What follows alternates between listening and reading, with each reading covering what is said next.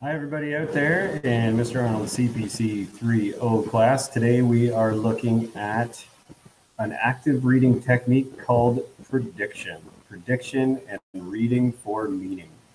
And specifically, we are continuing to look at social movements and beginning the first part of our summative activity, which is the prediction part of reading for meaning and looking at the effectiveness of social movements. So go to content in Brightspace and find Unit 1, Activity 5. At the time that this is released to you, there will be this video there as well for you to see. So there are a few links within content that you need to look at today. The first link is the article itself, the effectiveness of social movements article.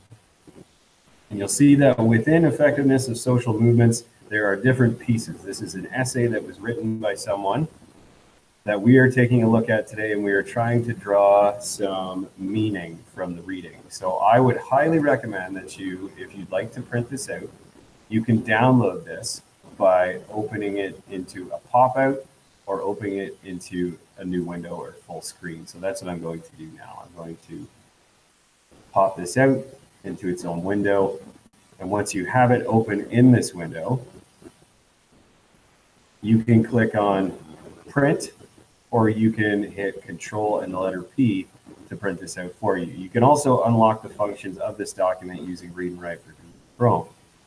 So for the purposes of this, we need to look at a few key components of this document that you will need to be successful in handing in the assignment.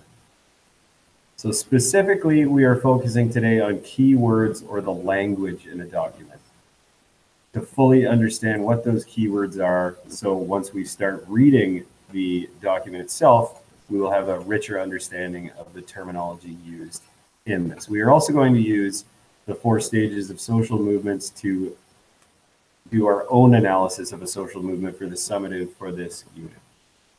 So once you have this open, you can scroll down to where it says keywords here. These are the keywords that you are going to be looking at to draw meaning from. Excellent. So keep this document open, go back to the Brightspace page and click Next. When you click Next in Brightspace, it will take you to the document that you need to complete to show me your evidence of learning for this activity. So because I own this document, you can see that I have the options here to be able to work on this document directly from this page. What you are going to do is you are going to go to File and then make a copy. And once you've made a copy, you are going to rename that copy using this title here. And once that's open in your copy, you're going to put your name. In this case, I would put M. Arnold, and that way it makes it easier to find within Google Drive. Good.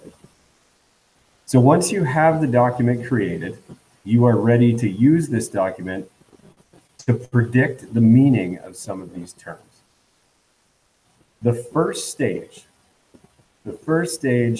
of prediction is to do just that, is to quite simply guess what the meaning of that word is. If you have no idea what abeyance is, you can just say, I don't know. I don't know. A way to find the meaning easily is to use one of the handy-dandy research tools that are plugged directly into Google Docs and using your Read and Write toolbar here. So if I highlight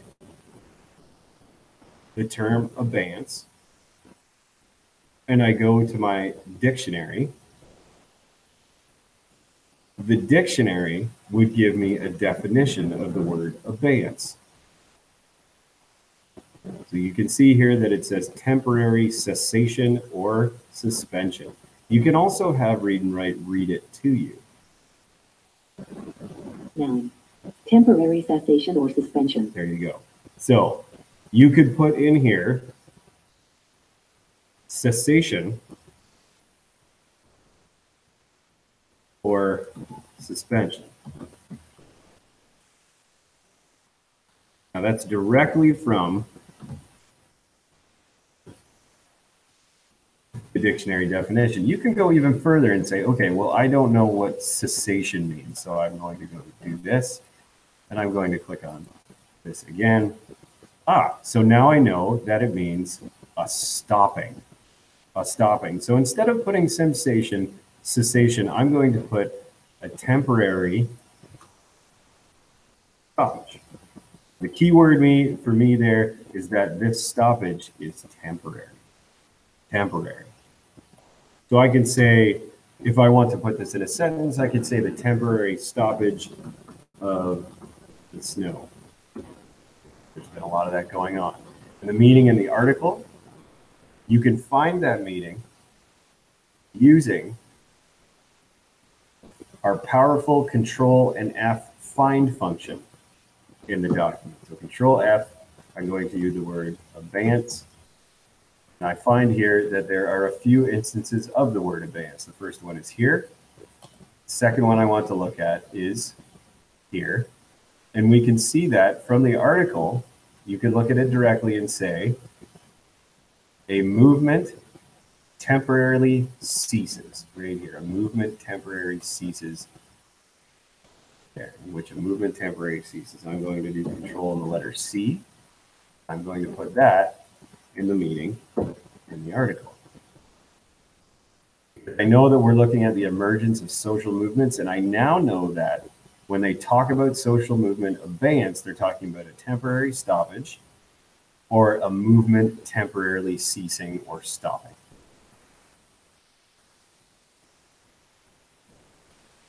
That's the meaning in the article. So once you start reading the article and you get to the word abeyance, you'll know that that's the meaning. The more that you do this with the other keywords on the general knowledge term or the prediction reading for meaning document, the better you will understand the article when you start to read the whole thing. Good. So now that you've seen how exactly to use, again, the find function within the document, you have made a copy of the emergence of social movements predicting reading for meaning document, and you're utilizing the keywords in the article, which are already entered into the chart for you. Remember, the first step in prediction is to fill out the your meaning column. Don't jump directly to meaning in the article. Fill out the entire your meaning column first before you move on to meaning in the article. The last step that you need to do in this activity, once I click on next, is you are going to submit a copy of the work that you have done to the Dropbox. And there are instructions saying complete and submit the Google Doc here. By the time this is posted, there will also be 2 learning goals and success criteria and the video listed for you in the description right below the title in the content. Remember to include those 2 learning goals and success criteria in your coursework document. Great. If you have any questions whatsoever, please ask Mr. Arnold or send me a message through the pager. Thanks for listening today, and I will see you all in class tomorrow.